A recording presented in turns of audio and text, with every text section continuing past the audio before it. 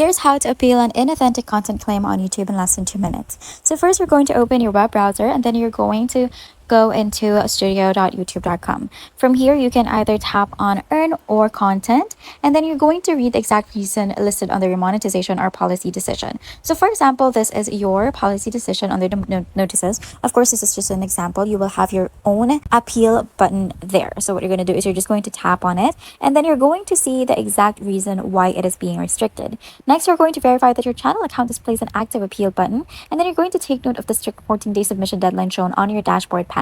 So from your dashboard, you should see here that appeal button. Now, once you see it, you're going to prepare a short video response in under 5 minutes, focusing exclusively on proving that your content is original, human created, and substantially edited rather than automatically scraped or duplicated. Then you're going to use your phone camera or screen recorder to film yourself showing your raw unedited video files or project files inside CapCut Pro or Canva, explaining your personal voiceover recording process and editing workflow.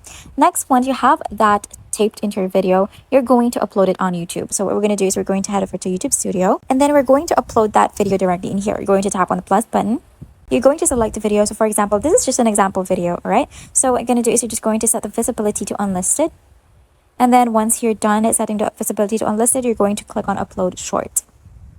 Now, once that is done uploading, you're going to copy the video URL into your dashboard. So once you have that uploaded, you're just going to click on the 3 dots. You're going to tap on share, and then you're going to click on copy link. Now, after that, you're going to paste your unlisted video link into the appeal box inside the YouTube Studio that you should usually find around here.